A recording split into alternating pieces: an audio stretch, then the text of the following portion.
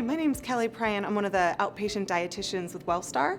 I'm here to talk a little bit about ways diet can help with lowering blood sugar. So carbohydrates are the most important thing you want to be worried about in regards to elevated blood sugar. So the foods that are going to affect your blood sugar the most are going to be some of your carbohydrates. So they include things like your breads, your rice, pastas, a lot of your grains, so things like oats and quinoa. It's also going to be some of our starchy vegetables, so things like sweet potatoes, corn, peas, and beans. Also some of our dairy products, so things like milk and also yogurts. Some of our fruit products, so things like fruit and fruit juices, and then any sort of sweets, candies, and desserts. They can also affect blood sugar. And one of the biggest things with blood sugar is really eating a little bit more on a schedule. So we really recommend kind of eating a little bit more in a routine, whether it's 6 small meals a day or making sure you're getting those snacks in between your meals, because that's gonna really help keep blood sugar level throughout the day, and we wanna kind of prevent any sort of spikes and dips throughout the day. So I recommend eating about every 3 hours throughout the day. And always making sure every meal and snack has a small amount of carbohydrates in it. One thing I would like to point out is not all carbohydrates are created equal. So I do recommend trying to choose more of the whole grain products, whether it's, the whole grain breads over white breads, the brown rice over white rice, because they tend to have a lot more fiber and that takes longer to digest, so it won't spike blood sugar as fast. So really trying to choose those. Same with choosing whole foods like fruit over fruit juices. They can definitely make a big difference in blood sugar.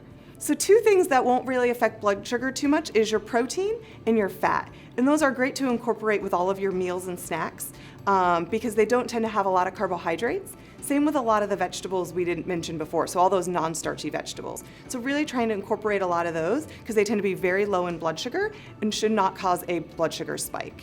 So when you're thinking about your meals and snacks, I do recommend doing a little bit of the USDA MyPlate.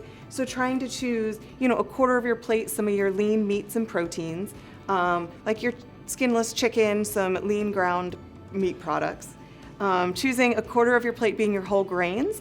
And I think this is the most important, to just be really mindful of having smaller portions of those grains and just trying to choose a lot of those whole grain products.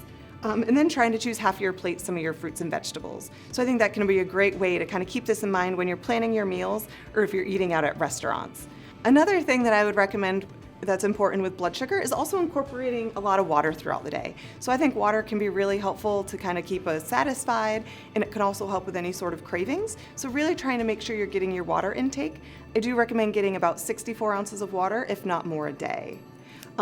So some ideas on some healthy snacks that you could incorporate would be things like Greek yogurt. So doing Greek yogurt with a little bit of fruit, or maybe some nuts can be a great healthy snack. Maybe some mixed nuts and also some cheese. Those could be some healthy snacks as well. And also maybe doing a little bit of, having a fruit with maybe a little bit of peanut butter. Those are some great healthy snacks to try to incorporate into your diet. So hopefully these have given you some great tips on ways to kind of help lower your blood sugar. If you're interested in learning more about some of the information we talked about today, you're welcome to make an appointment with myself or one of the other outpatient dietitians, and you're welcome to click the link below. Thank you.